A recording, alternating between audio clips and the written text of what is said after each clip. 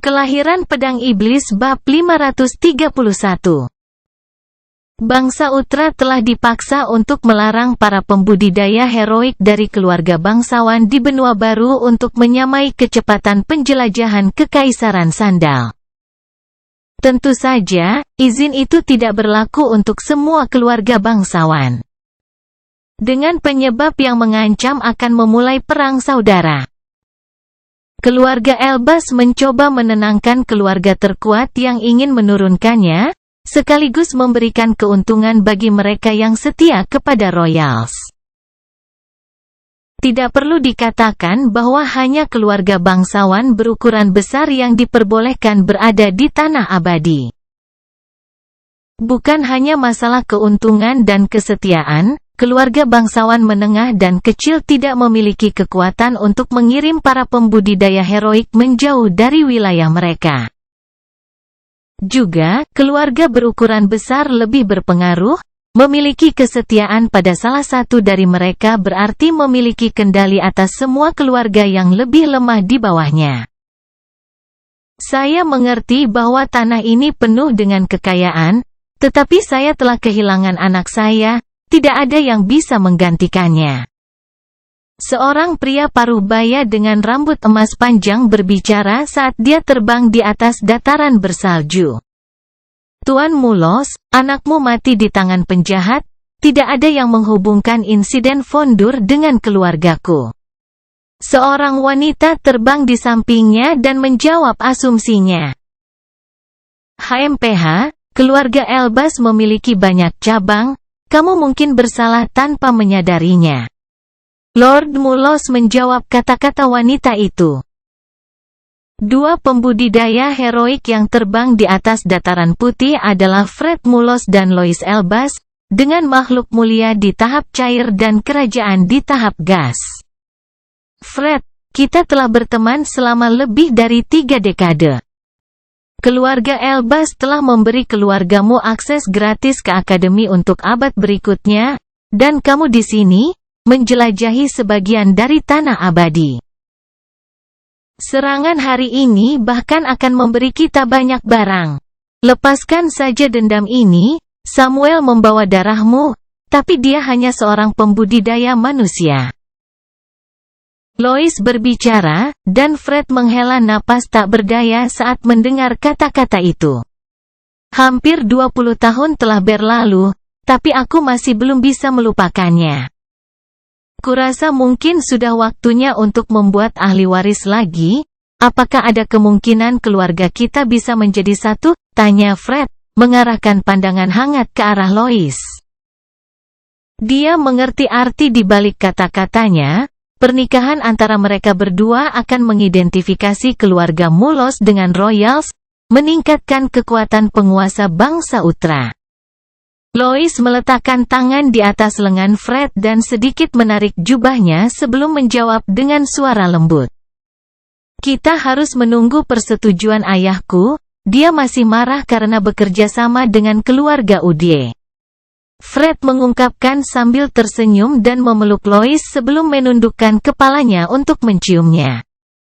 Namun pada saat itulah bayangan menabrak kepala Lois, mengaktifkan lapisan pertahanan jubahnya yang segera dihancurkan oleh kekuatan di balik serangan itu. Fred segera mengerti bahwa ada sesuatu yang salah, serangan itu benar-benar tersembunyi, dia tidak bisa merasakannya sama sekali. Juga, pukulan yang menghancurkan pertahanan jubah Lois telah melepaskan awan kecil yang dibuat oleh asap hitam yang mengancam, yang perlahan memakan kepala Lois.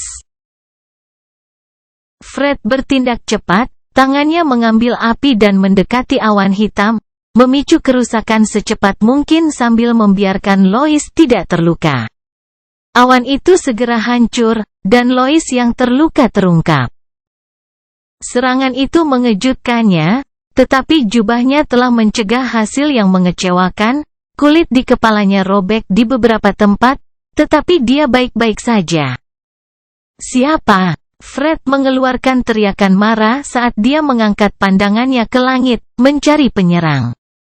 Apa yang dia lihat adalah ratusan bilah angin jatuh ke arahnya dengan kecepatan tinggi.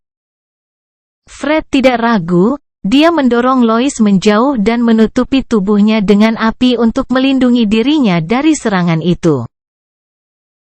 Sementara itu, jejak hitam jatuh dari awan di langit dan meraih Lois, tapi dia sudah siap saat itu. Dia mengangkat tangannya ke arah jejak hitam, dan petir melesat keluar dari tangannya, mengarah ke ujung jalan setapak. Petir itu sangat cepat, tetapi, tampaknya, makhluk yang menciptakan tanda hitam di langit itu bahkan lebih cepat lagi. Jejak itu melengkung dan menghindari mantra Lois, kecepatannya semakin meningkat saat mencapai dia. Lois tidak punya waktu untuk merapal mantra lagi dan hanya bisa mengambil item dari cincin luar angkasanya dan menempatkannya di lintasan serangan yang datang untuknya. Perisai bertulisan besar muncul di udara di atasnya, dan retakan terbentuk di permukaannya saat jejak menabraknya. Lois hendak mempersiapkan serangan lain ketika dia melihat pedang api meraihnya dari bawahnya. Asap hitam menyebar di atasnya dari tempat jalan setapak telah diblokir, dan sebilah pedang berada di bawahnya. Dia merasa sepenuhnya terjebak oleh dua serangan itu. Item lain keluar dari cincin luar angkasanya. Itu adalah jimat yang segera menciptakan bola pertahanan di sekitar sosoknya dan itu menangkis pedang Jason. Mendorongnya ke belakang sejauh belasan meter. Sebuah buku catatan muncul di tangan Lois. Tetapi dia segera menyimpannya ketika dia melihat pesan mentalnya dihentikan dan dihancurkan oleh kerjasama dua kesadaran, jelas bahwa penyerangnya mencoba untuk mengisolasi dia. Aku ingin tahu siapa orang bodoh yang berani menyerang keluarga kerajaan? Teriak Lois saat percikan api berkumpul di permukaan tubuhnya sebelum berkumpul di tengah dadanya. Pembuluh darahnya membengkak, dan asap putih keluar dari kulitnya saat teknik itu diaktifkan. Penatua Jason melihat sosok wanita yang sedang marah itu perlahan berjalan ke arahnya. Langkahnya melepaskan percikan api yang mengancam di udara di bawah kakinya dan bola pertahanan masih ada di sekelilingnya. Jason tidak bisa menahan rasa takut ketika dia memandangnya. Tetapi suasana hatinya membaik ketika dia melihat sosok gelap muncul di belakang Royal. Kelahiran Pedang Iblis bab 532. Nuh muncul di belakang Lois Elbas, mata reptilnya yang dingin tertuju pada lehernya saat dia menebas dengan kedua pedang iblisnya. Kulitnya ambruk saat pedangnya menghancurkan udara di lintasannya. Perasaan padat dan berbahaya memenuhi Lois ketika dia merasakan kekuatan di balik serangan itu. Seketika, dia tahu bahwa mantra pertahanannya yang paling kuat pun tidak akan mampu memblokir tebasan Nuh. 7 jimat muncul di udara di depannya, mereka menciptakan bola pertahanan yang mengelilingi sosoknya dan menyatu dengan yang sudah ada di sekelilingnya. Kemudian, bola oranye kecil keluar dari dadanya dan menyatu dengan pertahanan di sekelilingnya. Percikan api muncul di permukaan bola tepat sebelum udara yang retak oleh senjata Nuh terbentuk kembali. Yang terjadi setelah bentrokan itu adalah ledakan keras. Lois telah mengosongkan cadangan jimat pertahanannya untuk memblokir serangan Nuh dan bahkan memberdayakan mereka dengan tekniknya. Tetapi bola di sekelilingnya masih hancur di bawah kekuatan luar biasa di balik seni bela diri Nuh. Pecahan bola melepaskan percikan api di udara, menciptakan ledakan keras saat nafas dan energi mental yang dikandungnya tersebar di langit. Nuh melihat percikan api mendekatinya dan merentangkan lengannya di depannya. Cangkang kura-kura raksasa muncul di depannya, dan serangkaian lapisan hitam terbentuk di depannya. Lapisan-lapisan itu pecah ketika mereka menabrak dengan percikan api. Tetapi lebih banyak dari mereka segera menggantikannya, pecahan bola pertahanan bahkan tidak dapat menyentuh cangkangnya. Sosok pucat Lois terungkap ketika ledakan berakhir, dia tampak kelelahan, butuh seluruh konsentrasinya untuk mengaktifkan begitu banyak jimat pada saat bersamaan. Juga, ada luka di tengah dadanya, dia telah dengan paksa mengeluarkan bola oranye dari tubuhnya, tindakan itu telah meninggalkan beberapa luka. Saya Lois Elbaz, sebutkan harganya, dan saya pasti akan membayarnya jika Anda membiarkan saya pergi. Lois berbicara ketika dia menoleh ke arah Nuh, dia merasa lebih terancam olehnya, yang membuatnya berpikir bahwa dia adalah pemimpin para penyerang. Dia adalah seorang royal, itu menjelaskan mengapa dia memiliki begitu banyak barang pelindung. Nuh berpikir ketika dia mendengar kata-katanya, tetapi dia tidak menghentikan serangannya. Kura-kura itu kembali ke dalam tubuhnya, dan dia menonaktifkan seni bela dirinya sebelum melambaikan tangannya ke arahnya. Lois tidak mengerti apa yang terjadi, tetapi kemudian dia merasakan sakit yang menusuk di dadanya, darah keluar dari mulutnya saat dia menundukkan kepalanya untuk menatap tempat itu. Dia melihat bagaimana sebuah lubang sebesar 2 kepalan muncul di tempat jantungnya berada. Matanya membelalak saat dia menggunakan kekuatannya yang tersisa untuk mengangkat pandangannya sekali lagi untuk menatap pria yang mengenakan jubah hitam. Dia melihat jejak hitam sekali lagi. Itu mencapai lengan Nuh sebelum menghentikan pelepasan asap hitam dari ujungnya. Dia hanya bisa melihat bentuk bersayap memasuki jubah Nuh sebelum penglihatannya menjadi gelap. Lois Elbaz meninggal. Hiv baru saja membunuh seorang anggota keluarga kerajaan. Nuh dengan cepat meraih mayat Loi dan menyimpannya setelah memotong jari yang memakai cincin luar angkasa. Terserah Penatua Austin dan Penatua Julia untuk memutuskan apa yang harus dilakukan dengan barang penyimpanan itu. Apakah kita benar-benar membunuh seorang royal? Penatua Jason bertanya ketika dia mendekati Nuh dengan ekspresi khawatir. Nuh menatap Jason sejenak sebelum dia mengerti apa yang dia rasakan.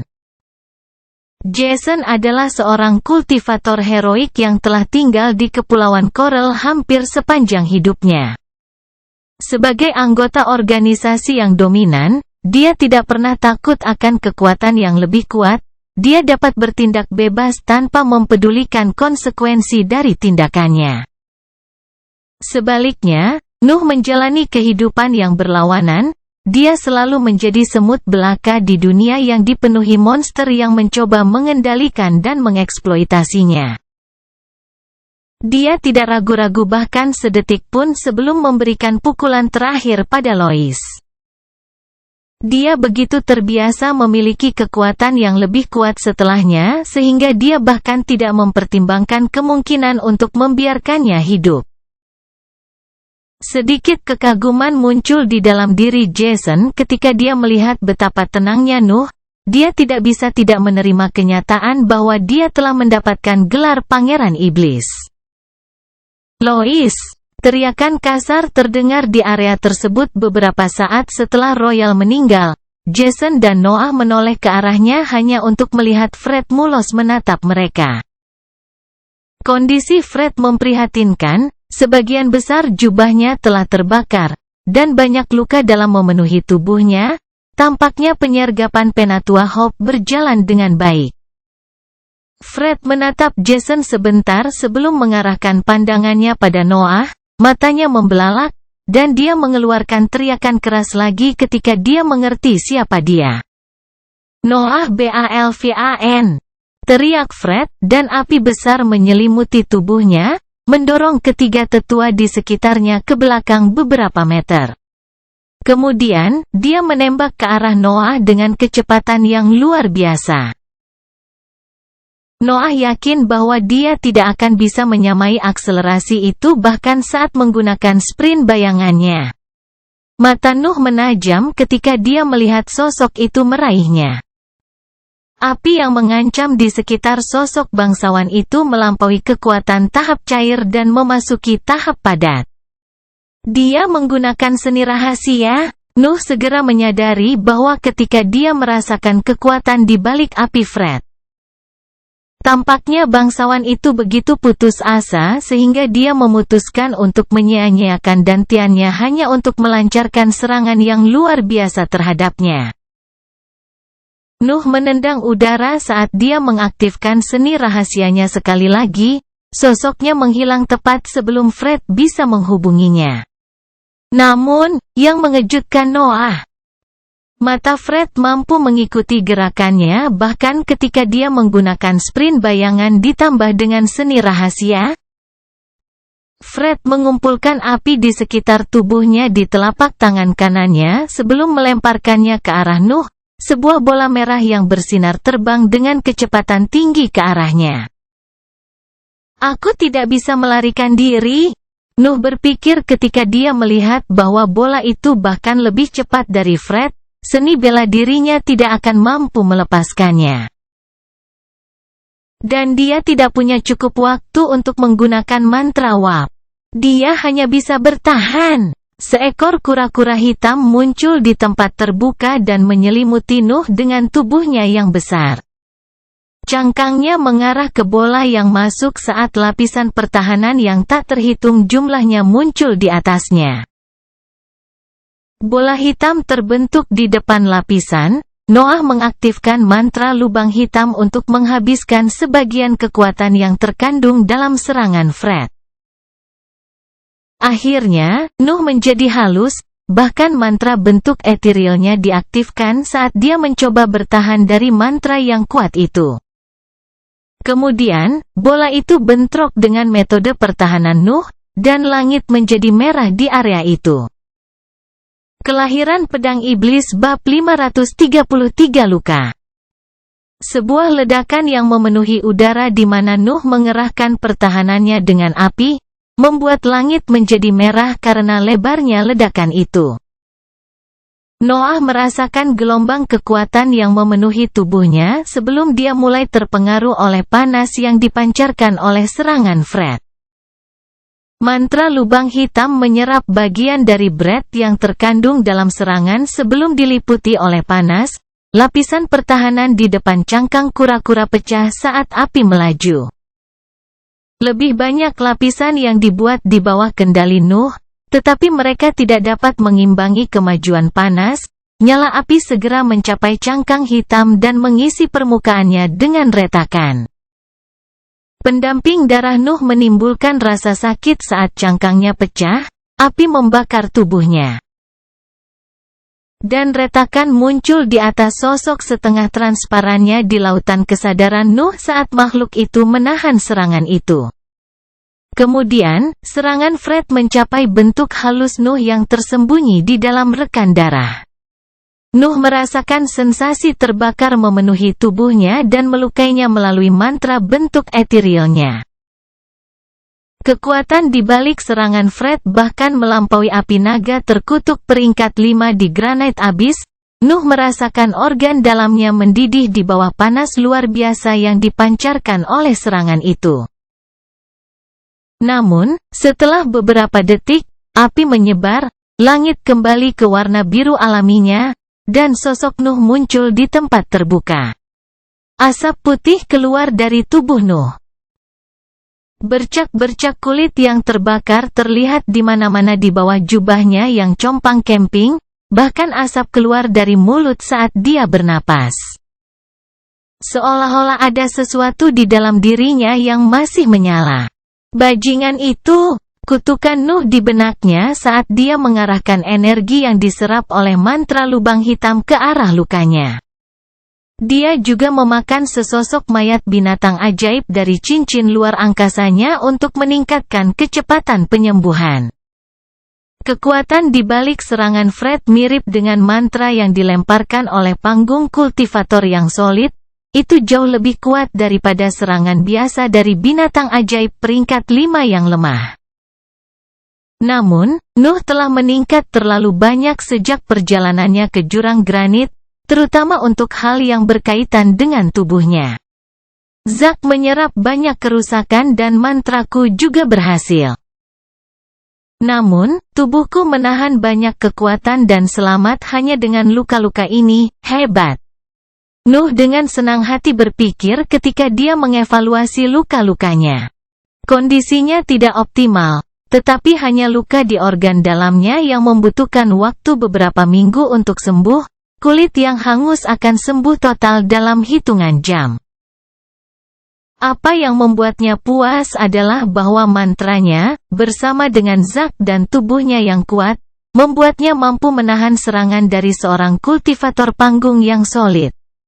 Adapun Zack, itu adalah nama yang dia berikan kepada kura-kura hitam peringkat 4 puncak yang telah dia ubah menjadi pendamping darahnya.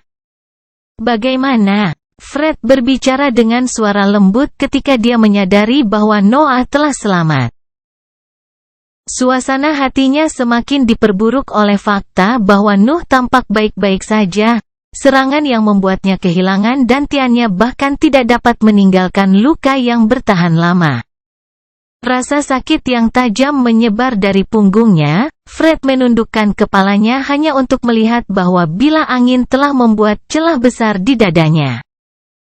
Dia merasakan pikirannya menjadi gelap ketika dia mengangkat pandangannya sekali lagi ke arah Nuh. Dia hanya bisa memiliki satu pemikiran terakhir sebelum kehidupan meninggalkan tubuhnya. Dia hanya sedikit lebih kuat dari Samuel saat itu.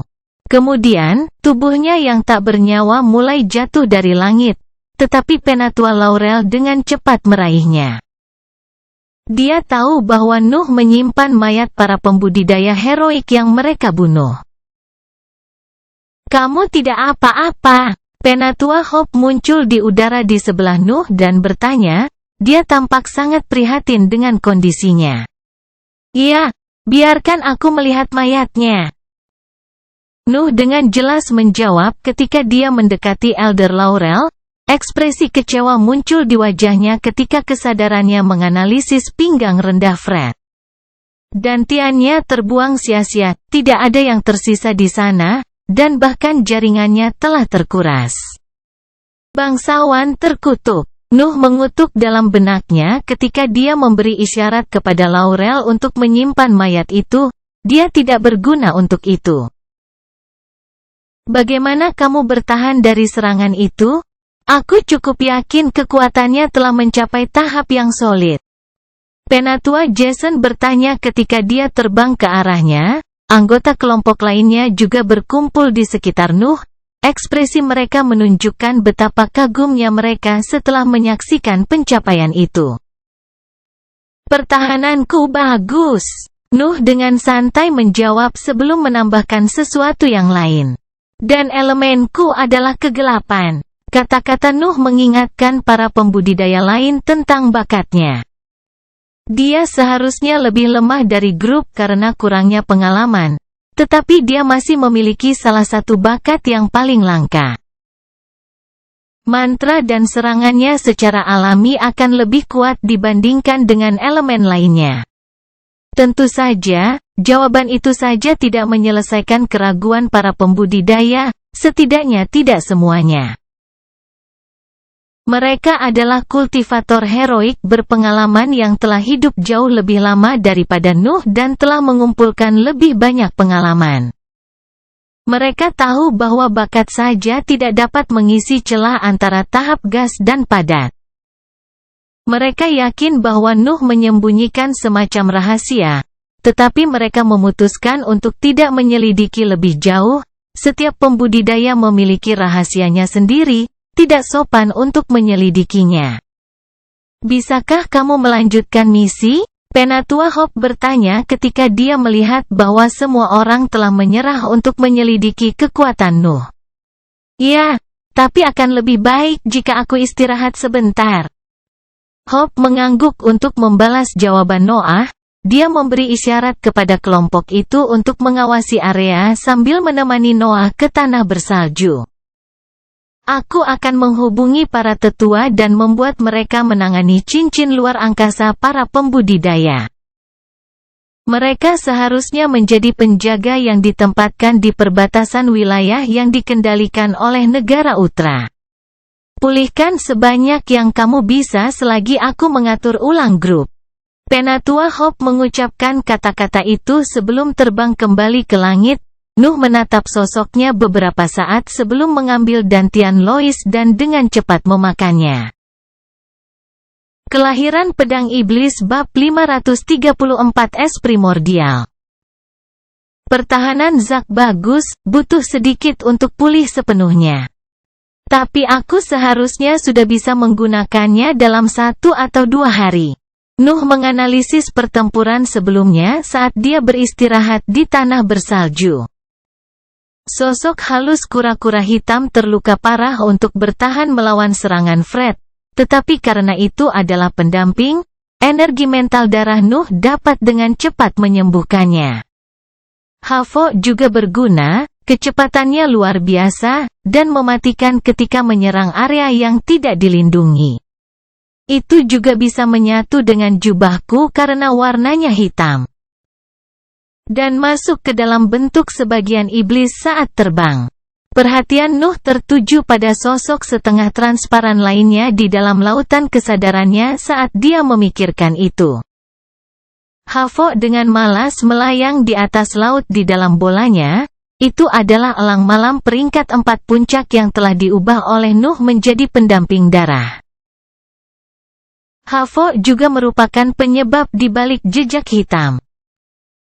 Nuh perlu menggunakan sebagian bentuk iblis untuk membuatnya terbang bebas di luar tubuhnya. Tetapi itu hanya membuat serangannya menjadi sangat berbahaya. Elang malam dapat bergabung dengan bayangan untuk meningkatkan kecepatan mereka. Asap hitam yang dipancarkan oleh tubuhnya ketika Nuh mengaktifkan mantranya adalah saluran yang sempurna untuk kemampuannya. Juga karena kemampuan khusus dari spesies itu, Havo bisa langsung menyatu dengan jubahnya karena dia selalu mengenakan pakaian hitam, tidak perlu merobeknya untuk tampil di tempat terbuka. Hal yang sama berlaku untuk Zack. Nuh bisa saja mengeluarkannya dari tangannya jika dia tidak terburu-buru. Dia harus melipat lengan bajunya hingga ke siku untuk menjaga jubahnya tetap utuh. Namun, mencapai tingkat atas tepat sebelum mendekati misi ini sangat penting, jika tidak, saya akan berada dalam kondisi yang jauh lebih buruk sekarang. Pikir Nuh ketika makanan yang berasal dari dantian Lois mencapai organnya dan memperbaikinya. Tidak tahu bahwa dia terpaksa meninggalkan misi jika tubuhnya masih di tingkat menengah, dia akan menderita terlalu banyak luka dalam situasi itu. Ketahanan ini, ketangguhan ini, saya hampir bisa bertarung dengan kekuatan penuh saya jika saya menghentikan proses penyembuhan. Aku harus menahan diri untuk tidak menggunakan secret art. Luka pada organ dalamku mungkin akan memburuk jika tidak. Nuh tidak bisa mengungkapkan betapa puasnya dia dengan tubuh hibridanya, ada terlalu banyak keuntungan untuk statusnya. Dan dia hanya harus menanggung kekalahan naga sebagai kelemahan. Harus dikatakan bahwa, ketika tubuhnya membaik, naluri itu menjadi lebih kuat. Bukan hanya rasa lapar yang meningkat, bahkan agresi dan harga dirinya menjadi lebih kuat saat tubuhnya tumbuh. Nuh dapat bertindak seperti biasanya karena lingkungan mentalnya terus membaik di samping tubuhnya. Ia berhasil mengendalikan dirinya dan tetap tenang dalam situasi apapun karena itu. Namun, naluri itu adalah bagian dari dirinya, bagaimanapun juga dia sebagian adalah naga. Dia hanya perlu memastikan bahwa sisi manusianya selalu lebih kuat. Pada waktunya, segala sesuatu tentang dirinya akan selaras. Nuh sangat percaya bahwa proses itu akan berlanjut saat dia mengejar individualitasnya di dalam barisan heroik. Aku ingin tahu akan jadi apa aku nanti. Nuh membiarkan pikirannya mengembara saat energi mentalnya menyembuhkan sosok Zack yang setengah transparan, dan nafas di dalam tubuhnya menstabilkan luka di organ dalam dan kulitnya. Hampir sehari berlalu, Nuh tidak beranjak dari posisinya selama periode itu. Salju menumpuk di tubuhnya, tetapi rasa dingin yang dipancarkan oleh kepingan salju tidak dapat mempengaruhinya. Sebaliknya, tampaknya rasa dingin itu agak melemahkan panas yang masih membakar isi perutnya. Nuh merasa seolah-olah lukanya sembuh lebih cepat di lingkungan itu. "Pangeran, sudah waktunya." Pada titik tertentu, sebuah suara bergema di sebelahnya. Nuh membuka matanya dan melihat Penatua Hope berdiri di udara tepat di atasnya. Dia menghela nafas ketika dia berdiri dan mengikutinya ke tempat anggota kelompok lainnya berada. "Kamu cukup beruntung." Jenis salju ini disebut primordial ice. Itu adalah bahan yang jarang ditemukan di benua lama, dan berguna untuk melatih metode nutrisi tubuh tertentu dari elemen air. "Aku yakin ini juga bermanfaat untuk lukamu karena itu berasal dari serangan api." Penatua Hope menjelaskan saat mereka terbang. Nuh sedikit mengangguk saat dia mengganti jubah hitam lainnya, melemparkan jubahnya yang terbakar ke dalam cincin antariksa. "Apa kata para tetua?" Nuh bertanya ketika dia mencapai anggota kelompok lainnya. Keluarga Elbas belum menyadari kematian Lois. Jika tidak, itu akan segera menghentikan serangan terhadap kerajaan sandal. "Kita bisa maju dengan bebas untuk saat ini." Nuh mengangguk ketika dia mendengar jawaban Penatua Hope sebelum melanjutkan dengan pertanyaannya. "Bagaimana dengan cincin luar angkasa mereka?" Cincin ruang Lois Elbas tidak dapat disentuh. Tampaknya dilindungi oleh kekuatan yang tidak dapat dipengaruhi oleh Penatua Austin maupun Penatua Julia. "Yang mulia ada di tangan mereka. Mereka sudah mengatakan bahwa kita akan diberi hadiah sesuai dengan kekayaan di dalamnya." Elder Hope berkata sambil menunjuk ke arah utara. "Mereka telah mencapai ujung pantai selatan. Satu-satunya jalan ke depan adalah sepanjang garis pantai timur." Sejak saat itu, mereka akan secara aktif melakukan perjalanan melintasi tanah yang ditaklukkan oleh keluarga Elbas. Pasti ada perkemahan dan sejenisnya dalam perjalanan mereka. Ada kemungkinan besar bahwa mereka tidak akan bertemu kultivator heroik lainnya terlalu cepat. Keluarga Elbas menyerang kekaisaran. Itu hanya bisa meninggalkan begitu banyak penjaga di perbatasan mereka. Mengingat dua dari mereka telah terbunuh, kemungkinan mereka hanya akan bertemu dengan pembudidaya manusia untuk sementara waktu. "Oh, benar. Mengapa bangsawan menggunakan sihir rahasia hanya untuk mencoba membunuhmu?" Dia memiliki kesempatan untuk melarikan diri dengan ledakan kekuatan itu. Penatua Jason bertanya. Dia telah melihat dengan jelas bahwa Fred telah memutuskan untuk memberikan segalanya untuk membunuh Noah. Wajah Fred muncul di benak Noah, tetapi dia tidak dapat mengenalinya. Bahkan jubahnya telah dibakar sehingga dia tidak dapat memahami dari keluarga mana dia berasal. "Kurasa aku punya terlalu banyak musuh di negara Utra. Aku tidak tahu." Nuh dengan jelas menjawab ketika dia memikirkan itu. Kelompok itu mulai terbang, dan tanah yang dipenuhi akar berduri muncul di kejauhan setelah dataran bersalju. Kelahiran Pedang Iblis bab 535. Kelompok itu terbang melewati dataran bersalju dan memasuki tanah yang dipenuhi dengan akar berduri peringkat 4. Penatua Laurel tampak terpesona oleh tanaman ajaib itu, tetapi dia memaksa dirinya untuk tetap fokus pada misinya, bukan waktunya untuk mempelajari flora dari bagian tanah abadi. Akar berduri mulai berkurang saat mereka maju. Bidang besar yang terbakar dapat terlihat dari waktu ke waktu saat mereka masuk lebih dalam ke pantai timur. Kemudian, sebuah obelis tinggi muncul di bidang pandang mereka. Rombongan berhenti ketika melihat struktur kolosal, perubahan lingkungan yang tiba-tiba mengejutkan para pembudidaya yang segera menghentikan penerbangan mereka untuk menganalisis area tersebut. Obelis hampir menyerap napas di udara, Nuh dan yang lainnya segera dapat melihat fitur khususnya karena kepadatan nafas yang lebih rendah di sekitar mereka. Kesadaran mereka meningkat untuk memeriksa lingkungan di bagian bawah struktur. Beberapa helaan napas bergema di antara para tetua ketika mereka melihat bahwa sebuah kota kecil telah dibangun di sekitar dasar pilar besar itu. Mereka menemukan cara untuk menjajah wilayah ini dalam waktu kurang dari 5 tahun. HIV tidak ada artinya jika dibandingkan dengan 3 negara besar. Penatua Hope mau tidak mau mengungkapkan kata-kata itu ketika dia melihat kota itu.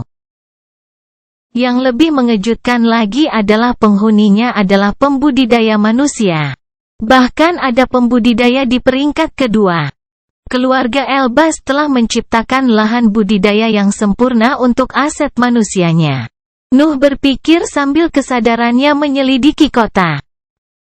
Obelis mengurangi kepadatan Brett, menjadikan area di sekitar dasarnya sebagai lingkungan yang ideal di mana para pembudidaya manusia dapat berlatih. Jejak yang ditinggalkan oleh makhluk ilahi untuk aset heroik dan kota-kota untuk manusia, Elder Hope benar, HIV masih jauh di belakang. Nuh setuju dengan penilaian Hope. Tetapi dia selalu tahu bahwa ketiga negara besar itu terlalu kuat.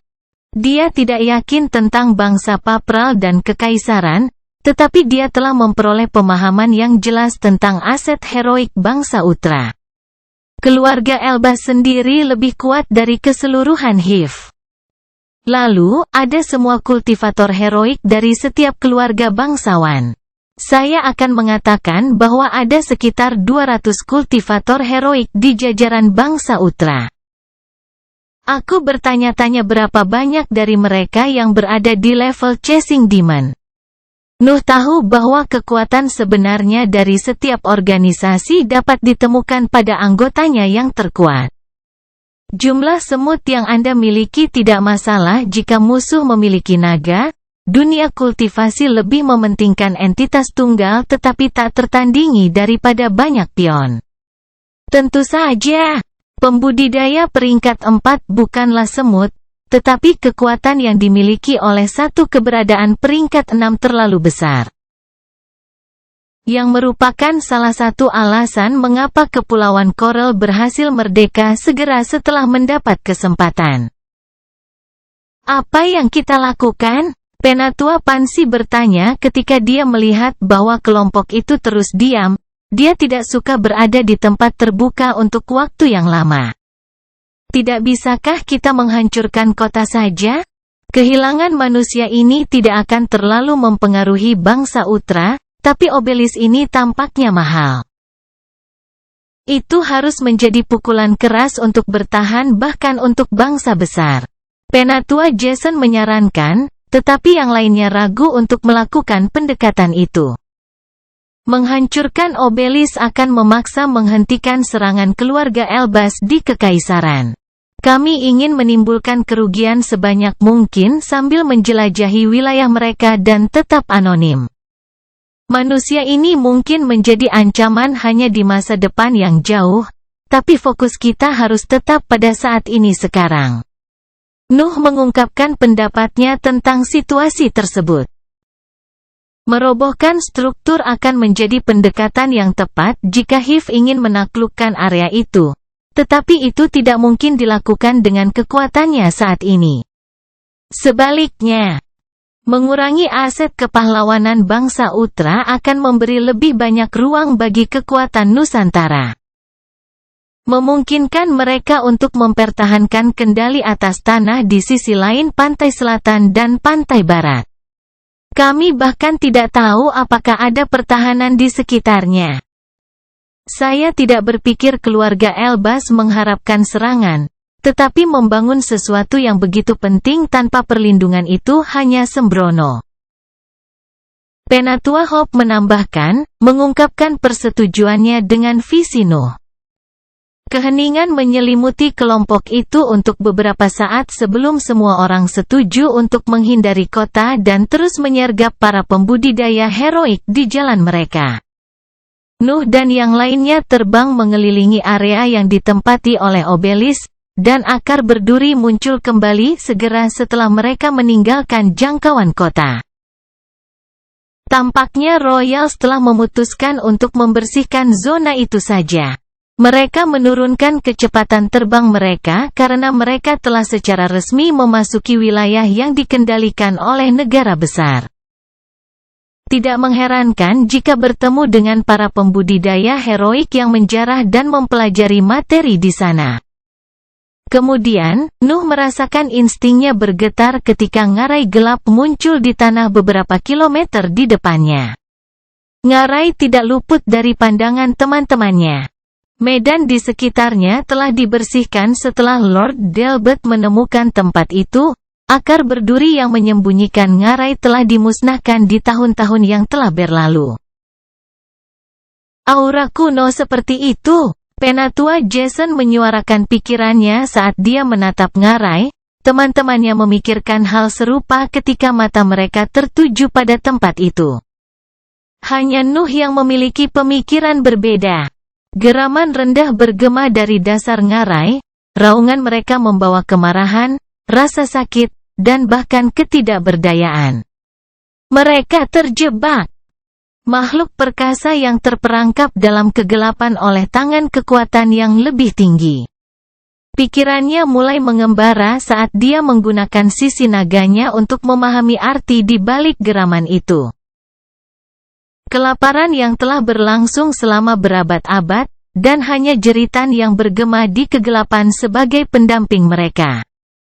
Kerinduan akan cahaya yang tidak mengenal batas, keinginan akan kebebasan yang tidak akan pernah bisa ditekan. Kelahiran Pedang Iblis bab 536. Geraman binatang ajaib di dalam ngarai membuat Nuh merasakan perasaan mereka. Dia menghentikan penerbangannya saat dia membenamkan dirinya dalam sensasi itu. Dia terlalu mengenal mereka. Kerinduan akan kebebasan, sesuatu yang telah dia perjuangkan begitu banyak untuk didapatkan, tetapi masih terancam oleh banyak musuh yang dia buat sepanjang pengadilan. Dia tahu apa artinya menjadi yang terbaik dari jenismu tapi masih belum bisa lepas dari cengkeraman makhluk yang jauh lebih kuat darimu. Dia sering merasakan ketidakberdayaan itu dalam hidupnya. Sederhananya, dia berempati dengan binatang buas yang terperangkap di dalam tempat itu. Namun, saya tidak menyembunyikan cahaya, jalan saya hanya bisa membawa saya lebih dalam bayangan. Nuh berpikir sambil menutup matanya, satu-satunya hal yang dapat dirasakan oleh pikirannya adalah binatang buas geraman. Kamu hanya mengikuti sifatmu, seseorang atau sesuatu yang lain telah memaksamu menderita karena kebutuhannya. Kemarahan semburat terbentuk di dalam Nuh, baik sisi manusia maupun naganya bisa bersimpati dengan situasi itu. Spesies naga terkutuk telah dicabut kapasitas reproduksinya dan sayapnya, terkurung dalam sangkar yang tidak dapat melarikan diri, dipaksa untuk melihat warisannya menyusut seiring waktu. Nuh diperlakukan sebagai tahanan hampir sepanjang hidupnya, usahanya selalu dilihat sebagai fitur untuk dieksploitasi daripada sebagai sesuatu untuk dipelihara. Mereka juga melakukan kesalahan. Nuh menyadari ketika kehilangan mencapai titik itu. Keluarga Balvan, keluarga Elbas, Daniel, para prajurit kekaisaran, bahkan organisasi ortodoks di Kepulauan Coral, mereka semua membuat kesalahan dengan meremehkannya. Mereka semua berpikir untuk mengendalikan pembudidaya manusia kecil yaitu Nuh Balvan. Seolah-olah esensi saya menyebar ke apapun yang bersentuhan dengan saya, kesalahan yang menghasilkan kesalahan kemanapun ia pergi. Yang lain dalam kelompok Nuh berhasil menyadari bahwa ada yang tidak beres dengannya ketika mereka mengangkat pandangan mereka dari ngarai, beberapa dari mereka akan berbicara. Tetapi Penatua Hope segera menghentikan mereka dengan isyarat. Ketika sesuatu yang seharusnya tidak ada memengaruhi dunia, kekacauan lahir.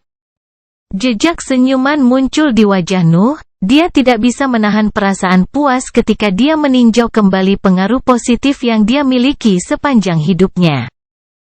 Penjaga tanpa masa depan menemukan murid yang layak untuk diasuh. Gadis penyendiri yang telah kehilangan kepercayaan pada keluarganya dipercayakan kekuatan yang bahkan tidak dimiliki oleh keluarga bangsawan kelas menengah. Kultivator yang hancur yang menghabiskan hari-harinya berjuang melawan rasa sakitnya yang tak ada habisnya mendapatkan seorang ahli waris yang dapat memenuhi mimpinya. Sebuah bangsa diambang kehancuran meninggalkan sebutir harapan di tangannya.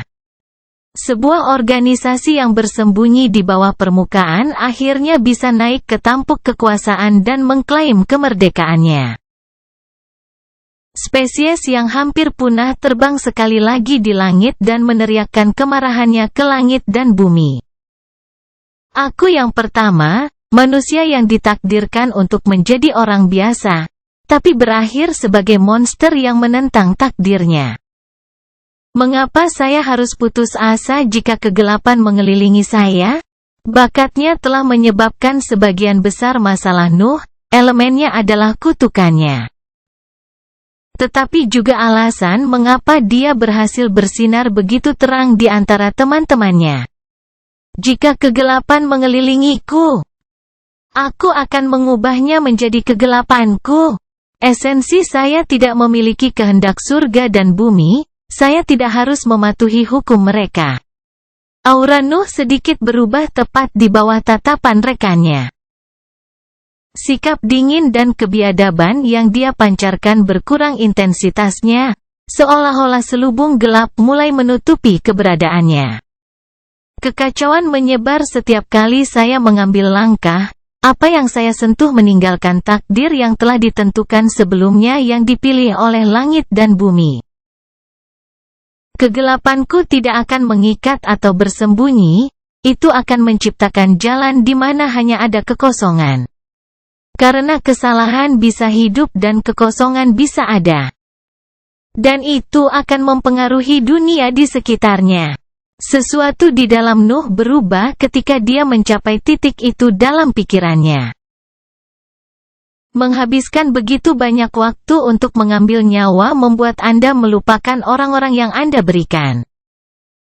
Dengan cara yang sama, terlalu fokus pada kehancuran membuat Anda lupa bahwa Anda dapat mencipta, bahkan jika Anda telah menciptakan sesuatu selama ini. Nuh membuka matanya setelah pikiran itu, dia merasakan mata para tetua tertuju padanya, tetapi dia tidak peduli, dia harus melihat lagi ke ngarai yang gelap. Geraman bergema tanpa henti dari kedalaman ngarai. Nuh hampir bisa melihat dirinya terjebak selamanya di tempat yang sama oleh tangan kekuatan yang tidak bisa dia tandingi. Dia tahu bahwa dia bisa berakhir dengan cara yang sama dan kesempatan seperti itu masih ada, tetapi itulah alasan mengapa dia berhasil mendapatkan pemahaman dari situasi mereka. Aku akan mengikuti jalan yang telah diambil darimu. Jika kegelapan dibuat untuk membutakan dan menghancurkan, aku akan menjadi kegelapan yang menerangi dan menciptakan. Keputusasaan Anda tidak akan sia-sia. Nuh merasa sedikit berterima kasih kepada binatang buas itu bahkan jika dia tahu bahwa mereka hanya mengikuti naluri mereka. Geraman mereka tidak pernah dimaksudkan untuk pencerahan seorang kultivator. Namun, Nuh bukanlah seorang kultivator sederhana, dia adalah bibrida yang dapat memahami situasi mereka. Pemahaman yang baru saja dia dapatkan tidak hanya menyangkut hukum elemen kegelapan, bahkan menjelajahi kedalaman individualitasnya. Dia selalu dianggap hanya sebagai perusak, seseorang yang terus memutuskan apa yang muncul di depannya untuk maju. Dia selalu mengabaikan apa yang tetap utuh setelah perjalanannya, dia tidak pernah berhasil melihat apa yang dia ciptakan, jalan yang dia tempa. Pangeran Elder Hope menyelidiki ketika dia melihat bahwa Nuh menghela nafas dan mengalihkan pandangannya dari ngarai. Apa itu? Tanya Nuh, suaranya tenang saat matanya melintas di mata Hope.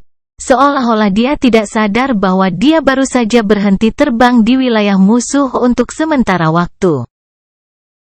Dia merasa seolah sedang menatap jurang, energi mentalnya menyembunyikan kesopanan auranya, tetapi segala sesuatu tentang dirinya terlihat. Kegelapan yang tidak bertindak seperti kegelapan. Elder Hope berpikir sebelum menggelengkan kepalanya dan melanjutkan penerbangannya. Para tetua lainnya menatap sekilas ke arah Nuh sebelum mengikutinya. Nuh tidak memiliki hal lain untuk dilakukan di tempat itu dan mengikutinya juga. Pikirannya meskipun tidak berada di lingkungan di bawahnya, tetapi malah mempelajari dasar di balik pembuatan mantra. Kelahiran Pedang Iblis bab 537. Mantra membutuhkan energi mental dan breath sebagai bahan bakarnya. Breath adalah sumber kekuatan, sedangkan energi mental harus melacak diagram yang diperlukan untuk aktivasi mantra. Sistem garis yang kompleks membuat diagram, setiap garis memiliki arti tertentu yang menghasilkan efek yang diinginkan setelah dihubungkan bersama. Sederhananya, mantra adalah rangkaian garis yang memiliki arti berbeda, dan didorong oleh energi mental dan nafas.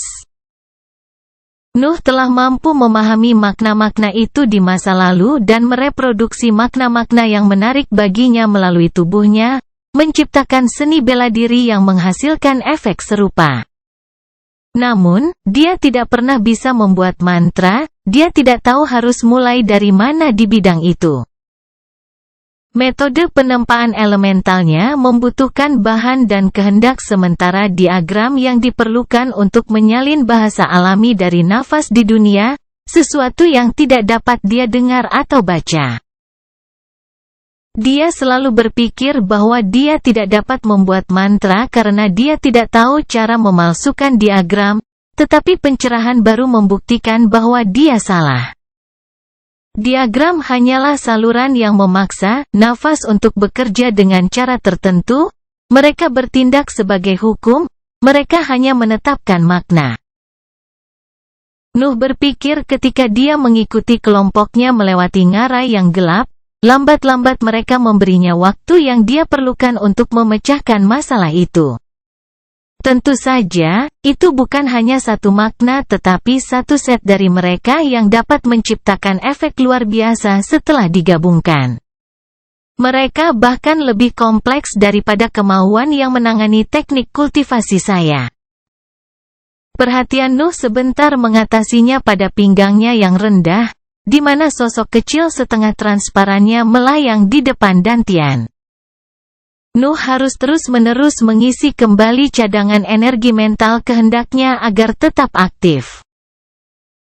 Tetap saja, ditutup relatif sederhana, hanya mengatur kecepatan penyerapan teknik kultivasi peringkat 4 miliknya. Pencerah baru telah meningkatkan pertumbuhannya sekali lagi, lebih banyak elemen hukum bayangan menyatu dengan dantiannya, mendukung penyerapan breath. Itu memaksa Nuh untuk memperlambat kultivasinya melalui kemauannya. Dantiannya terus membesar, Nuh harus membatasi teknik budidayanya jika ingin menjaga kesehatan pusat kekuatannya. Namun, meski dia dengan lambat memperlambat penyerapan breath, kecepatan peningkatan dantiannya terus meningkat. Mau bagaimana lagi, nutrisi dari elemen hukum bayangan meningkatkan status pusat kekuatannya, meningkatkan apa yang mampu ditahannya. Oleh karena itu, kecepatan kultivasi Nuh terus meningkat meski ia membatasi teknik kultivasinya. Saya perlu membuat surat wasiat yang rumit jika saya ingin membuat mantra. Surat wasiat seperti itu harus mengungkapkan efek yang saya inginkan setelah saya mengisinya dengan breath saya. Itu bisa dilakukan. Nuh akhirnya mengerti mengapa dia tidak bisa memalsukan mantra melalui metode inskripsinya, karena itu pendekatan yang salah. Metode penempaan elemental menanamkan makna pada item. Mengubahnya dalam proses. Alih-alih, mantra membutuhkan pemahaman, para pembudidaya dapat menyalin karya langit dan bumi atau menciptakan sesuatu yang sama rumitnya. Tentu saja, itu bukan sesuatu yang bisa dilakukan Nuh saat ini. Dia membutuhkan waktu dan lingkungan yang aman untuk menguji ide-ide itu, dan wilayah musuh sama sekali tidak memenuhi persyaratan itu. Hari-hari berlalu tanpa bertemu dengan kultivator heroik manapun, bahkan para tetua membutuhkan waktu berminggu-minggu untuk melintasi wilayah itu dengan kecepatan seperti itu. Kemudian, dua bentuk besar terbentuk di Cakrawala. Yang pertama adalah obelis lain yang identik dengan yang ada di tengah dataran yang dipenuhi akar berduri. Sebuah kota telah dibangun di dasarnya juga. Tampaknya Royals telah banyak berinvestasi dalam kolonisasi sebidang tanah immortal. Yang lainnya adalah pohon raksasa dengan batang perak tebal dan mahkota kuning besar. Pohon itu berdiri agak jauh dari obelis, dan hutan yang terbuat dari pohon-pohon kecil dari spesies yang sama meluas dari dasarnya. Pemandangan itu cukup aneh. Manusia dan tumbuhan ajaib telah menciptakan dua lingkungan serupa yang begitu dekat satu sama lain. Ini adalah kayu perak kuning, dan yang itu adalah spesimen peringkat 5. Hati-hati, mereka adalah spesies tanaman ajaib karnivora. Penatua Laurel berbicara begitu dia mengenali pohon-pohon itu. Obelis pasti menakuti tanaman peringkat 5. Saya tidak mengerti mengapa itu tidak memperluas hutan sebaliknya. Pikir Nuh saat dia menganalisis pemandangan, kota dan hutan cukup dekat. Tetapi tidak ada tanda-tanda pertempuran di medan di antara mereka. Apa yang harus kita lakukan? Ini sudah menjadi kota kedua, dan serangan terhadap kekaisaran pasti sudah hampir berakhir sekarang. Kupikir kita harus menghancurkan obelis dan mundur. Penatua Jason mengungkapkan gagasan yang sama seperti sebelumnya. Kelompok itu berada jauh di dalam wilayah musuh, dan berminggu-minggu telah berlalu sejak misi dimulai. Sesuatu pasti akan terjadi pada saat itu. Namun, Penatua Austin tidak menghubungi mereka. Tampaknya bahkan negara kepausan pun tidak mengirimkan informasi kepadanya. Membunuh pembudidaya manusia terasa sangat tidak berguna, tetapi maju lebih jauh lagi hanya dapat memotong jalan kita untuk mundur. Lagi pula kita pasti sudah setengah jalan melewati pantai timur. Nuh menganalisis dalam benaknya. Dia merasa bertentangan dengan situasi saat ini. Kurangnya laporan dari negara Papral tidak membuat situasi menjadi jelas. Dia tidak dapat memutuskan pendekatan mana yang terbaik. Kemudian, seolah menjawab keraguan mereka, cahaya biru bersinar jauh di utara, jauh dari posisi mereka. Cahayanya sangat terang sehingga kelompok dari Hiv dapat melihatnya dengan jelas, seolah-olah pilar cahaya telah menyelimuti wilayah di kejauhan. Suara ledakan mengikuti, dan gelombang kejut mengejar suara itu. Tanah bergetar, dan udara hancur. Bahkan jubah para pembudidaya dalam kelompok Nuh berkibar saat gelombang kejut mencapai udara di sekitar mereka. Pilar cahaya melepaskan begitu banyak kekuatan bahkan Nuh dan yang lainnya bisa merasakan bagian dari efeknya. Jangan bilang, cahayanya berasal dari wilayah kekaisaran. Elder Hope berteriak ketika mulutnya terbuka karena terkejut. Dia tidak dapat membayangkan bagaimana gelombang kejut dapat menyebar hampir setengah dari pantai timur. Kelompok itu sangat terkejut sehingga tidak menyadari bahwa rune menyala di atas obelis. Kelahiran Pedang Iblis bab 538. Gelombang kejut terus menyebar melalui langit pantai timur, kelompok Nuh hanya bisa merasakan efeknya yang melemah. Namun, itu membuat mereka bisa membayangkan kekuatan luar biasa yang menyebabkan fenomena itu. Apa yang terjadi? Penatua Pansi bertanya dengan suara nyaring, katanya berjuang untuk mencapai teman-temannya melalui udara yang bergetar. Tidak ada yang menjawab pertanyaannya. Anggota kelompok lainnya berada dalam situasi yang sama. Satu-satunya petunjuk yang mereka miliki adalah pilar biru yang masih bersinar di kejauhan. Penatua Hope mengambil buku catatannya dan mencoba menghubungi Penatua Austin dan Penatua Julia. Namun, obelis di depan mereka mulai bersinar pada saat itu, penyebaran rune dari ujungnya, dan menciptakan lingkaran cahaya cemerlang yang menarik perhatian kelompoknya. Jelas bagi semua orang bahwa halo itu mirip dengan matriks teleportasi. Berlari. Saat berteriak melalui kesadarannya, cuplikan naganya merasakan bahaya yang akan segera terjadi sebelum pikirannya bisa, dia yakin sesuatu yang kuat akan datang. Namun, saat dia berbalik untuk melarikan diri, rentetan rune coklat muncul di depannya dan menyebarkan bahkan mengelilingi teman-temannya. Persetan, Nuh mengutuk dalam benaknya ketika sepasang pedang hitam muncul di tangannya, dan kulitnya mulai berlubang. Cedera pada organ dalamnya telah sembuh selama penerbangannya, tidak ada bahaya dalam mengaktifkan rahasia seni. Udara hancur saat dia menebas dengan pedangnya, dua garis hitam muncul di rentetan rune dan mencoba untuk memaksa blokade. Namun, rune hanya menahan serangan itu, bahkan tidak ada celah yang muncul di permukaannya. Serangkaian bilah angin menghantam area yang diserang oleh Nuh. Elder Hope mengikuti teladan Nuh dan mencoba untuk memaksa blokade dengan serangannya. Anggota kelompok lainnya melakukan hal yang sama, bola api besar, tebasan api, dan semburan api memfokuskan tempat yang sudah diserang oleh Nuh.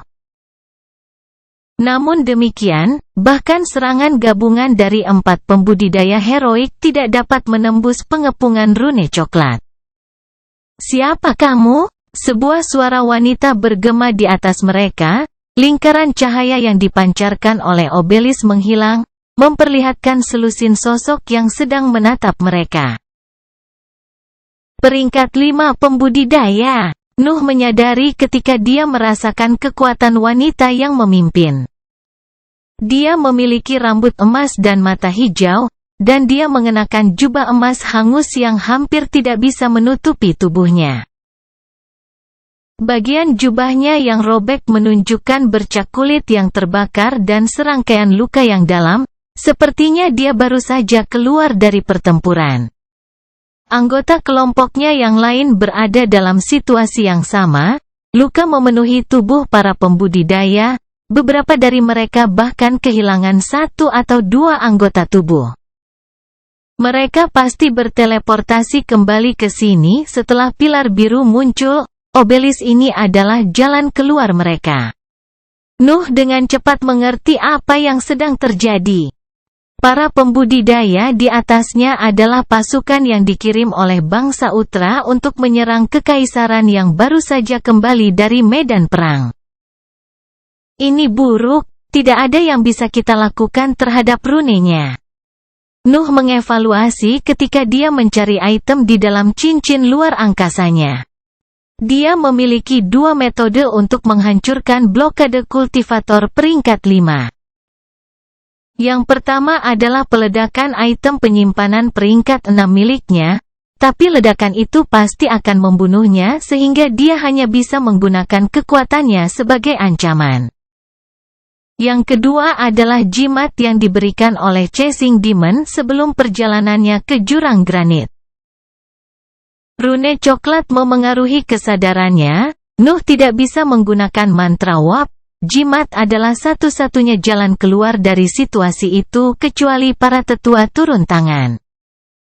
"Kamu pasti Lady Etna, laporannya tidak sesuai dengan kecantikanmu." Suara tetua Austin bergema di area itu, dan serangkaian bola api turun dari langit dan jatuh ke rentetan rune coklat. Bola api itu tampaknya memiliki kemampuan cair karena bentrok dengan rune dan mulai menetes ke permukaan blokade. Rune dengan cepat meleleh di bawah api itu. Nuh dan kelompoknya yang lain segera dibebaskan dari pengepungan. Namun, mereka tidak segera melarikan diri, mereka menunggu instruksi Penatua Austin sebelum memutuskan langkah selanjutnya. Bagaimanapun, mereka tidak dapat melarikan diri dari pembudidaya peringkat 5 bahkan jika mereka mau. Tapi aku belum pernah mendengar tentangmu, sepertinya keluarga Elbas harus meningkatkan penyelidikannya pada tikus yang menjarah rumah kosong. Lady Edna menjawab ketika dia mengangkat pandangannya ke langit, matanya menajam ketika dia menyadari bahwa dia tidak dapat menunjukkan dengan tepat lokasi tetua itu. Sementara itu, para pembudidaya di belakangnya mulai menatap kelompok Nuh, bisikan terdengar di antara mereka ketika mata mereka tertuju pada Nuh. Kemudian, salah satu dari mereka mendekati Lady Edna dan dengan sopan membisikkan sesuatu di telinganya. Alis Lady Edna menyatu ketika dia mendengar kata-kata itu, pandangannya tertuju pada Nuh sesaat sebelum kembali ke langit. Apa yang Hiv lakukan di sini? Apakah kamu bekerja sama dengan Dewan? Tanya Nyonya Edna. Dia segera menghubungkan kehadiran Hiv dengan pengkhianatan bangsa Papral, yang terakhir adalah satu-satunya kekuatan yang bisa membocorkan informasi tentang serangan terhadap kekaisaran. Pertanyaan, mengapa kita tidak menguji satu sama lain sebentar? Aku selalu ingin melihat sendiri apa yang sebenarnya bisa dilakukan oleh seorang royal. Suara Penatua Austin terdengar lagi, dan sosoknya muncul dari awan di langit. Lidah api melayang di sekitar sosoknya, menyerupai sungai merah yang siap meledak keluar. Mata hijaunya yang bersinar memancarkan keyakinan murni, moral kelompok Nuh naik begitu mereka merasakan auranya. Tunggu sebanyak yang kamu bisa, Penatua Julia sedang mempersiapkan jalan kembali ke pantai selatan. Suara Penatua Austin bergema di lingkungan mental para pembudidaya sarang, dia mengirim pesan mental melalui metodenya sebelum menembak ke arah Lady Edna. Lady Edna mendengus ketika dia melihat sosoknya meraihnya, rune yang tak terhitung jumlahnya muncul di udara di sampingnya saat dia mempersiapkan diri untuk bentrokan yang akan segera terjadi. Dua pembudidaya peringkat 5 akan bertarung. Kelahiran Pedang Iblis bab 539. Lidah api yang mengelilingi Penatua Austin melesat ke depan, berbenturan dengan rune coklat terbang yang menggunakan Lady Edna sebagai perlindungannya. Dampak antara dua serangan itu menciptakan gelombang kejut yang menghempaskan para pembudidaya peringkat kedua negara. Entitas 4 bahkan tidak bisa tetap berada di dekat pertempuran itu. Nuh terlempar ke belakang juga. Tapi dia berhasil memusatkan perhatian pada pertarungan saat dia mencoba menghentikan dirinya sendiri. Dia melihat bagaimana rune meleleh begitu mereka bersentuhan dengan api tetua. Mereka menyerupai sungai lava. Nuh mau tidak mau berpikir bahwa ketika dia melihat serangan Penatua Austin, dia hampir yakin bahwa sebagian dari pertempuran-pertempuran itu berasal dari pencerahan yang diperoleh di sebelah danau lava. Lebih banyak pengurangan yang terjadi di udara, dua pembudidaya peringkat 5 menukar serangan dengan kecepatan luar biasa, menciptakan gelombang kejut dengan setiap gerakan mereka. Langit di sekitar mereka hancur. Retakan besar terbentuk di udara hanya untuk menutup tak lama kemudian. Tampaknya nafas di daerah itu berjuang untuk mengimbangi kekuatan penghancur di belakang kedua makhluk itu. Bahkan obelis di kejauhan mulai bergetar.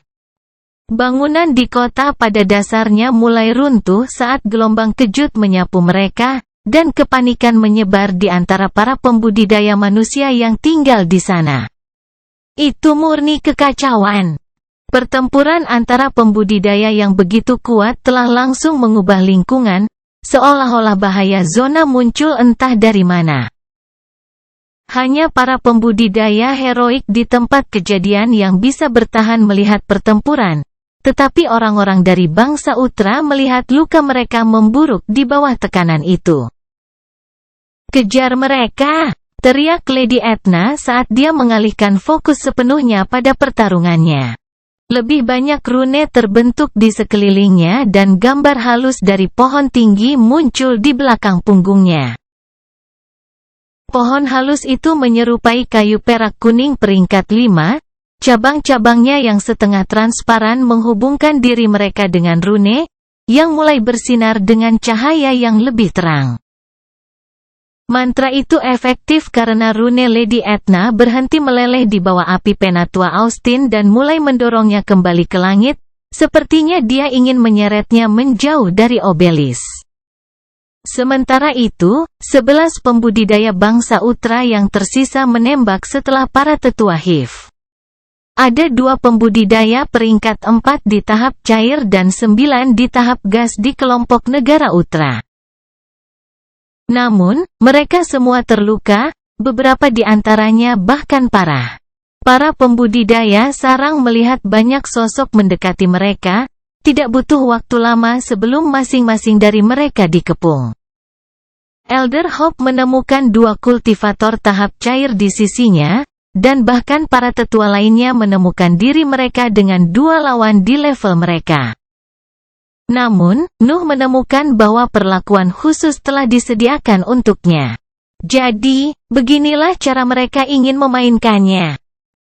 Nuh berpikir ketika kesadarannya ditarik kembali dan fokus pada musuh di sekitarnya. 3 pembudidaya dalam tahap gas telah mengelilinginya, sepertinya dia adalah semacam target penting dalam pikiran mereka. "Aku ingat kamu sebagai anak muda dengan minat mendalam pada binatang ajaib. Aku hampir tidak bisa mempercayai mataku ketika aku melihatmu terbang di level yang sama." Salah satu pembudidaya di sekitarnya berbicara, dia adalah pria pendek dengan rambut keriting dan janggut panjang. Nuh mengenalinya, dia adalah Profesor Roy, pria yang mengadakan kursus binatang ajaib di akademi. Nuh tidak menjawabnya, mata reptilnya menganalisis ketiga lawannya. Dan kesadarannya sepenuhnya terfokus pada pertempuran yang akan segera terjadi. Dia tahu bahwa kata-kata tidak berguna pada saat itu. Mereka belum menyembuhkan luka mereka, mereka tidak bisa mengekspresikan kekuatan penuh mereka dalam kondisi mereka. Nuh berpikir ketika dia memperhatikan luka musuhnya, dia melihat sekilas harapan ketika dia menyadari bahwa kondisi mereka sangat buruk. Profesor Roy kehilangan 1 lengan dan darah mengalir dari kaki kanannya. Sepertinya luka parah masih sembuh di tempat itu. Pria tua di sisi Nuh mengalami lebih dari separuh tubuhnya terbakar. Dan kerak berjatuhan dari tubuhnya saat kulit baru terbentuk untuk menggantikan yang rusak. Wanita di sisinya yang lain dipenuhi luka. Jubahnya sudah lama memerah karena semua darah yang mengalir keluar dari lukanya. "Saya mungkin menang jika saya berusaha sekuat tenaga. Saya tidak akan bisa menyembunyikan kemampuan saya."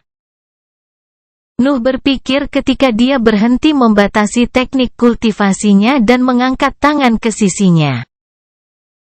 Semburan Brett memasuki dantiannya segera setelah keinginannya berhenti menghalangi penyerapannya, tetapi sebagian dari energi itu segera habis untuk memicu aktivasi mantra. Energi mental juga terkuras saat diagram terbentuk di atas laut di dalam pikirannya.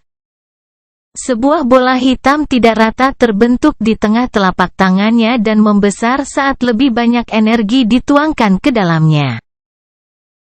Noah langsung menggunakan mantra Dark Blast di awal pertarungan. "Kamu bahkan tidak akan berbicara dengan profesormu. Mungkin kamu adalah iblis yang dijelaskan dalam laporan yang tersebar di seluruh negeri." Profesor Roy menghela nafas dan mengangguk kepada teman-temannya sebelum melambaikan tangan yang tersisa. 2 pembudidaya di sebelah Nuh melakukan hal yang sama saat mereka mempersiapkan serangan. Api, tombak es, dan kolom air ditembakkan ke arah Nuh dari 3 sisi yang berbeda. para pembudidaya yang mengelilinginya telah merapalkan mantra mereka tanpa ragu-ragu. Zack keluar di tempat terbuka dan mengelilingi Nuh dengan tubuhnya yang besar. Lapisan pertahanan muncul di atas cangkangnya tepat sebelum mantra menghantamnya. Tapi kenapa aku harus menyembunyikannya? Nuh merenung ketika dia merasakan mantra para pembudidaya dari negara Utra menghancurkan lapisan pertahanan dan menabrak cangkang Zack. Nuh jelas telah meningkatkan kemampuan alami dari rekan darahnya dengan metode penempaan unsur. Pertahanan Zack dan kecepatan Havok telah ditingkatkan melewati batas mereka. Dua binatang ajaib peringkat 4 puncak itu telah berubah menjadi makhluk yang hampir sekuat spesimen kuasi peringkat 5, setidaknya untuk apa yang menyangkut kemampuan itu. Cangkang Zack menahan serangan dan memberi Nuh waktu untuk menjawab pertanyaannya. Kemudian, raungan bergema dari dalam tubuh rekannya. Kelahiran pedang iblis bab 540 keluar semua. Nuh telah bersembunyi sepanjang hidupnya. Tidak masalah kemana dia pergi, selalu ada sesuatu yang lebih kuat darinya yang harus dia takuti dan hindari. Dia hanya bisa mengungkapkan dirinya di dalam keamanan sekte iblis pengejaran, dan dia tidak perlu takut setelah Kepulauan Korel mengklaim kemerdekaannya. Mantra penyalinan hanya melindunginya dari kemungkinan ancaman. Namun, dia tidak bisa selamanya berada di dalam perbatasan Nusantara, dia perlu mengumpulkan pengalaman untuk berkembang. Juga, mengandalkan HIV untuk perlindungan tidak jauh berbeda dengan bersembunyi. Namun, saat perjalanannya melalui sebidang tanah abadi berlanjut, Nuh mulai menjelajahi kedalaman individualitasnya dan menemukan kebanggaan atas pencapaiannya yang luar biasa. Dia adalah penyihir peringkat 4 termuda dalam sejarah dunia itu, bahkan tidak ada yang bisa mendekati rekornya. Dia telah mencapai peringkat keempat dantian dengan teknik kultivasi yang dia ciptakan sendiri. Hanya kultivator yang paling terpelihara dan berbakat yang dapat mencoba hal seperti itu. Dan hampir semuanya masih akan gagal. Dia telah menyatu dengan binatang ajaib, memecahkan salah satu kelemahan paling signifikan dari para pembudidaya dan berhasil menemukan rahasia di balik ras itu. Pencapaian itu saja sudah luar biasa. Kenapa aku harus bersembunyi? Nuh berteriak di dalam benaknya, tetapi hanya raungan yang keluar dari mulutnya. Dia bukan satu-satunya kultivator manusia tanpa dukungan lagi. Dia adalah eksistensi heroik yang berjuang untuk alam yang tinggi di langit. Siapa yang peduli jika mereka mengetahui bahwa saya mencapai peringkat heroik? Siapa yang peduli jika mereka mengetahui bahwa saya dapat mengeluarkan api dari mulut saya? Asap hitam mulai keluar dari tubuh Zack. Kemampuan defensifnya langsung meningkat saat mantra bentuk iblis diaktifkan. 3 pembudidaya dari bangsa Utra mundur selangkah saat melihat asap. Kekuatan di balik mantra mereka telah terkuras sebagian untuk menembus pertahanan Zack. Tetapi kedatangan asap hitam semakin menghambat gerak maju mereka. Raungan itu tidak membuat mereka takut. Mereka sadar bahwa Nuh menggunakan binatang ajaib sebagai boneka, tetapi Profesor Roy merasa ada yang tidak beres dengan teriakan itu. Tampaknya sangat berbeda tetapi juga sangat mirip dengan binatang ajaib tipe naga. Siapa yang peduli jika mereka mendengarku mengaum?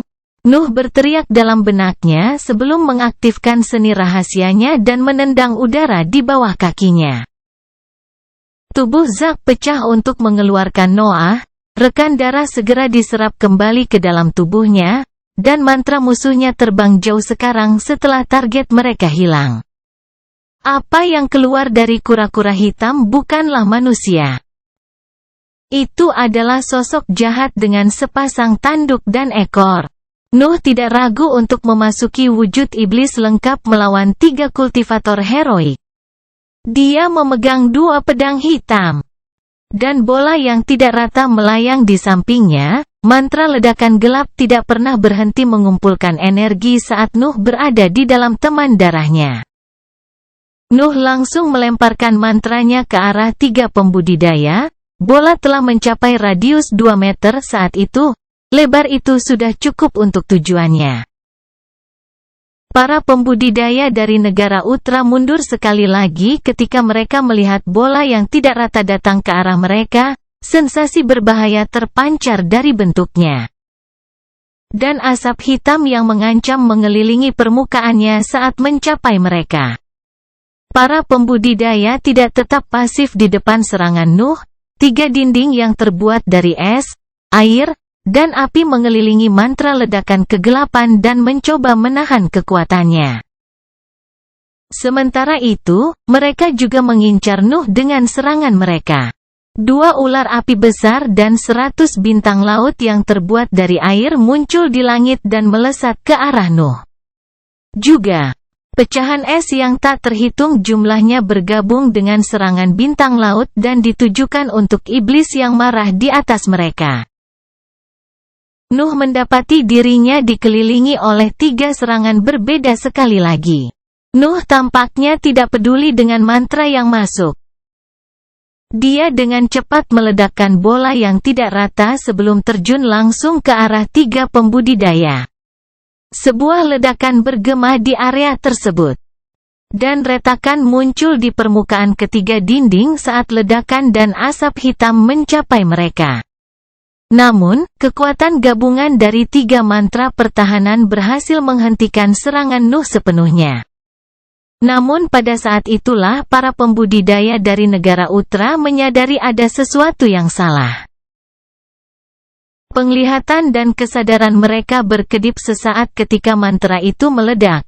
Tetapi ketika mereka fokus lagi di medan perang, Nuh telah benar-benar menghilang.